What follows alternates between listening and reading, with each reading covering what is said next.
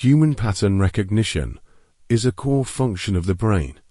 Neurons form networks that detect regularities in sensory input, shapes, sounds, sequences, and relationships.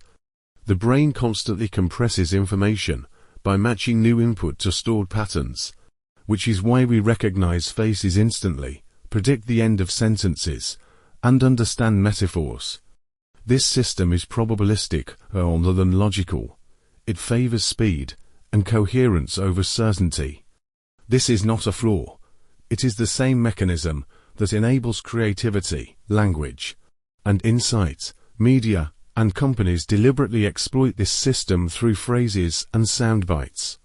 Short, rhythmic, emotionally loaded phrases are easy for the brain to encode, recall, and repeat.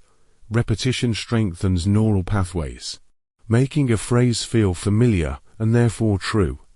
Political slogans work because they are compact narratives. They imply a problem, a solution, and an identity in a few words. Trump's "Make America Great Again" implies loss and restoration. The Golden Age evokes prosperity without specifics. Big Beautiful Bill uses alliteration and effective adjectives to create positive sentiment independent of policy detail. Obama's "We Remember, We Rebuild, We Come Back Stronger" uses parallelism and cadence, which makes it memorable and emotionally reinforcing. Other presidents used similar techniques. Biden used "Build Back Better." These are mnemonic devices, not arguments. Mnemonic devices are techniques designed to improve memory by making information easier to encode, store, and retrieve. They work by linking new information to patterns, images, sounds, or structures that the brain can more easily remember. The key principle is that the brain remembers patterns, connections, and emotional or sensory cues more easily than isolated, abstract facts. Mnemonics leverage this by creating memorable hooks that make recall faster and more reliable. Humans naturally remember patterns, repetition, and emotionally charged cues more easily than isolated facts. Advertisers and politicians exploit this by creating short, memorable slogans that function like mnemonics. These phrases compress complex ideas into small, repeatable units, and repetition strengthens the memory of them over time. Subtle techniques, like embedding phrases or hidden suggestions within longer sentences, rely on the same cognitive principles. Key information is placed in a context that the brain absorbs unconsciously, creating a hidden mnemonic that influences attention or thought without overt awareness. Neurolinguistic programming is a psychological approach that explores the connection between language, thought, and behavior, focusing on how patterns of speech and perception can influence emotions, decisions, and actions. Practitioners believe that carefully chosen words, phrasing, and linguistic structures can subtly shape a listener's mental state or guide them towards certain responses. One technique involves embedding suggestions or key phrases within larger sentences or stories, so that the target idea is received unconsciously rather than as an overt command. For example, a speaker might include a persuasive phrase in the middle of a longer, unrelated sentence, allowing the listener's mind to absorb it without immediate critical scrutiny. This creates a kind of linguistic layering, where the surface meaning is apparent, but hidden patterns of suggestion or emphasis operate beneath conscious awareness. Steganography is entirely different. Its purpose is to hide the existence of a message, not to analyze meaning. The visible content appears innocent, while information is concealed through patterns, spacing, encoding, or structure. A null cipher is a classical steganographic method where the secret message is extracted by a pre-agreed rule, such as taking the first letter of each word or every nth letter. An acrostic is a related literary device where the first letters of lines or paragraphs spell a word vertically. Both require prior agreement on the extraction method. Without that agreement, the message does not meaningfully exist. The comparison between word embeddings and steganography highlights this difference. Word embeddings give words mathematical value, so machines can model meaning. The the words remain fully visible and unchanged.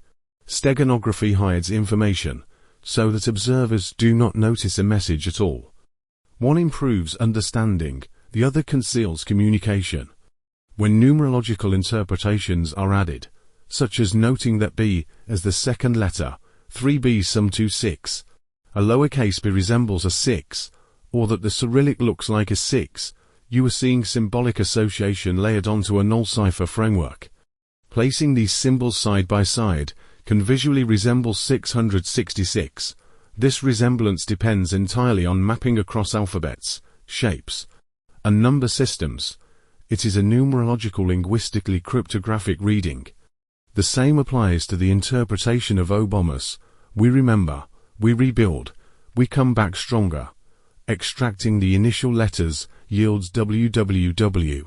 Noting that the Phoenician letter 𝗏 corresponds to a sound associated with W and has a numerical value of 6, is historically accurate within that alphabetic system. Interpreting 3 such 6s as 666, again a numerological linguistically cryptographic reading. It requires choosing a specific ancient numbering system, mapping it onto modern English initials, and then assigning theological meaning to the result. Again, the same applies to Biden's build, back, better.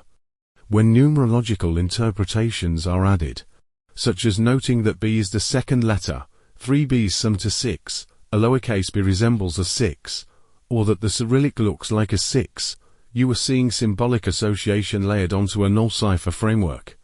Placing these symbols side by side can visually resemble 666. It is a numerological linguistically cryptographic reading. What matters cognitively is this: humans are exceptionally good at post hoc pattern construction, especially when patterns involve repetition, symbolism, and culturally loaded numbers.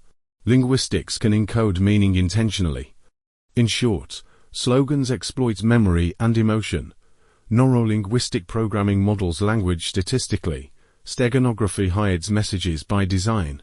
Null ciphers and acrostics hide letters or numbers in words. And numerological interpretations arise from the brain's powerful pattern-finding machinery.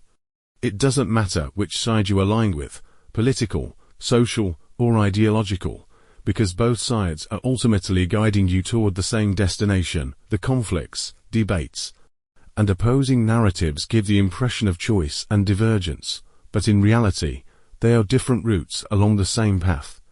What appears as opposition is often just variation in approach, emphasis, or timing.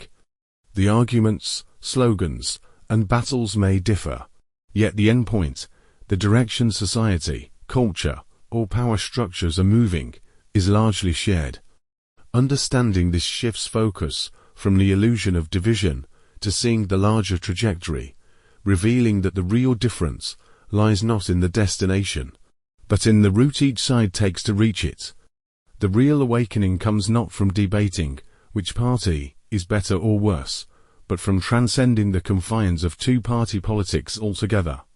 The system isn't broken, it is functioning exactly as it was designed: to concentrate power, limit meaningful choice, and maintain the appearance of conflict while guiding the population along predetermined paths.